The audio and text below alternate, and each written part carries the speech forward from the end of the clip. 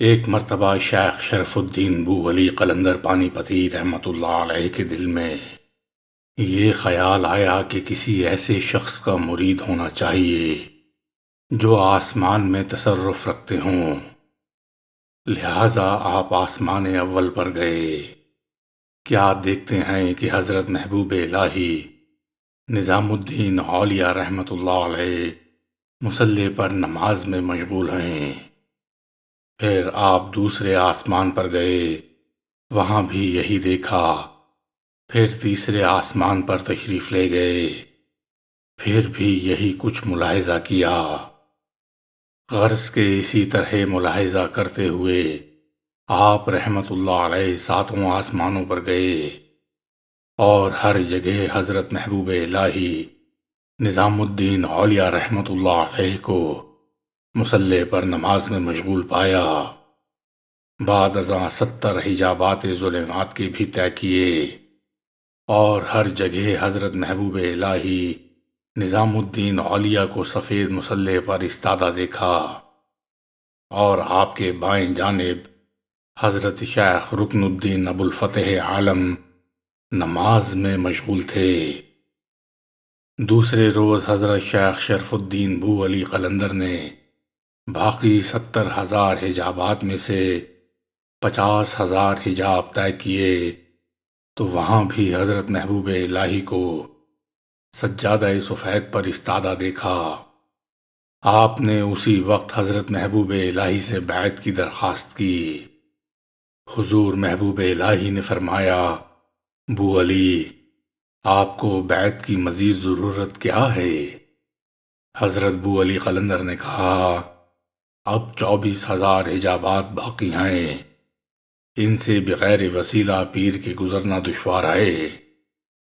حضرت محبوب الہی نے فرمایا، کل عصر کے وقت میں دریائے جمنا پر موجود ہوں گا، تم وہیں آ کر مرید ہونا۔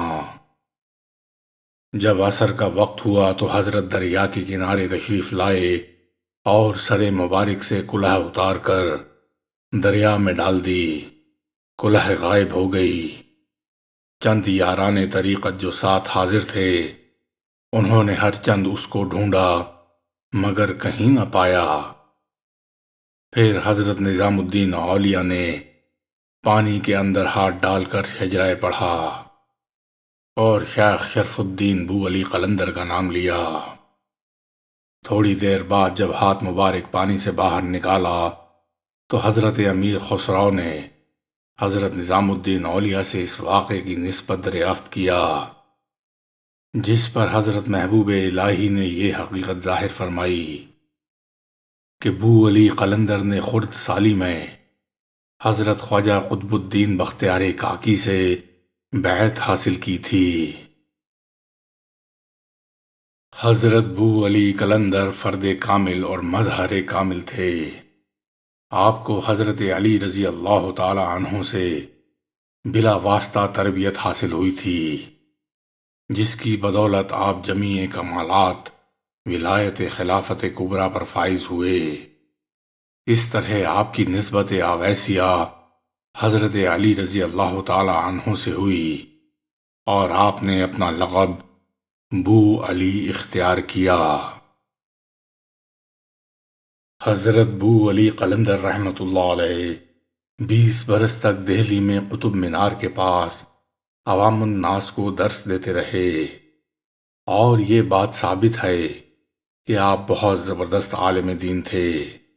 اسی کے ساتھ ساتھ آپ نے حضرت خواجہ قطب الدین بختیار کاکی سے بھی فیض حاصل کیا۔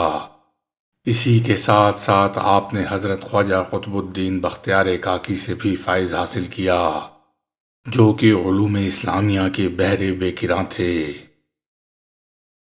آپ رحمت اللہ علیہ کے قلندر بن جانے کا واقعہ کچھ یوں بیان کیا جاتا ہے کہ ایک مرتبہ جب کہ آپ رحمت اللہ علیہ وعظ فرما رہے تھے تو ایک فقیر یا مجذوب آپ کے منبر کے عین سامنے آ کر کھڑا ہوا اور کہنے لگا کہ اے شرف الدین، افسوس کہ جس کام کے لیے تو پیدا کیا گیا ہے تو نے اس کو بالکل فراموش کر دیا ہے۔ کب تک اس قال میں مصروف رہے گا؟ جب آپ نے یہ بات سنی تو اپنی قیمتی کتابوں کو دریا میں غرق کر دیا اور خود عالم جذب و سکر میں چلے گئے اور قلندر کہلائے۔ قلندر دراصل صوفیاء کرام کی وضع کی ہوئی اصطلاح ہے۔ طریقت کے ان سالکین کو قلندر کہا جاتا ہے جن کا ظاہری عمل عام لوگوں کی نظر میں اتنا زیادہ نظر نہ آئے، لیکن در حقیقت ان کا قلبی عمل بہت زیادہ ہوتا ہے، جو عام لوگوں سے پوشیدہ رہتا ہے۔ وہ غیر حق کی طرف کچھ توجہ نہیں دیتے، اپنے ارادوں، خواہشات اور تمناؤں کو ترک کر کے راضی برضا رہتے ہیں اور اسی میں ہی دلی سکون حاصل کرتے ہیں۔ غرض کے تمام توجہ کا مرکز و محور دل کے روحانی جذبات کو بنانا قلندر کی خصوصیت ہے۔ اسی لحاظ سے قلندری طریقے کے 2 جز بیان کیے جاتے ہیں، ایک زہد، دوسرا محبت۔ مقصد یہ ہے کہ صرف ایک کا ہو جانا چاہیے، دوسروں کو ترک کرنا چاہیے اور ان سے کوئی بھی تعلق نہیں رکھنا چاہیے۔ حضرت خواجہ عبید اللہ رحمۃ اللہ علیہ نے فرمایا، خود کو مناعات سے مجرد کرنا یعنی نفس کے خلاف چلنا اور جیسے حق تعالیٰ کی طرف سے ہے اس طرح کرنا قلندری طریقہ ہے۔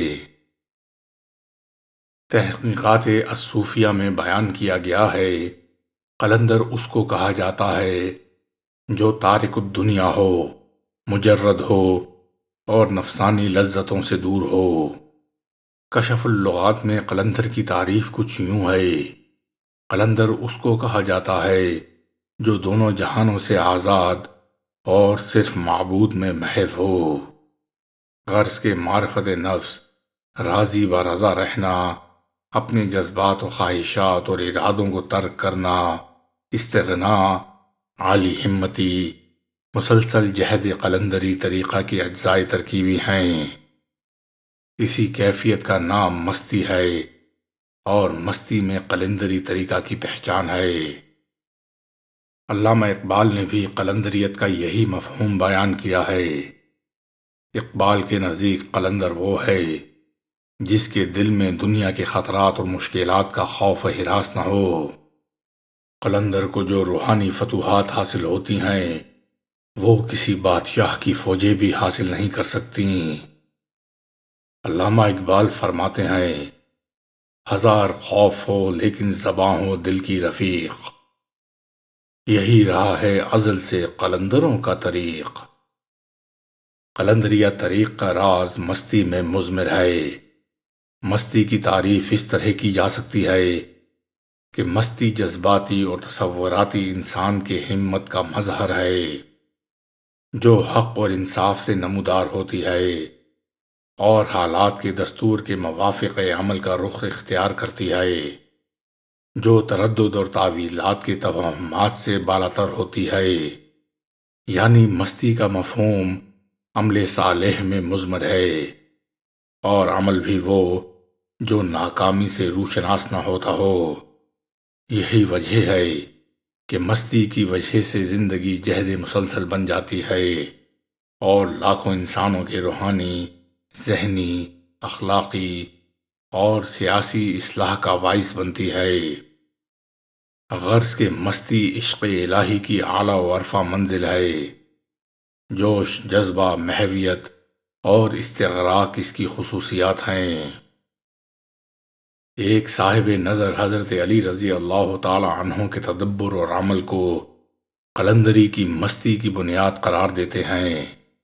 لکھتے ہیں کہ حضرت علی رضی اللہ تعالی عنہ عظیم مدبر تھے جنہوں نے قرآن حکیم کی حکمت حاصل کر کے مکر اور منافقت کے خلاف جد و جہد کی، جنہوں نے بدعتی اشخاص کی بد کرداریوں کو ظاہر کیا اور انسانی معاملات میں صحیح اور صحت مند اصولوں کو عملی صورت میں ہمارے سامنے رکھا۔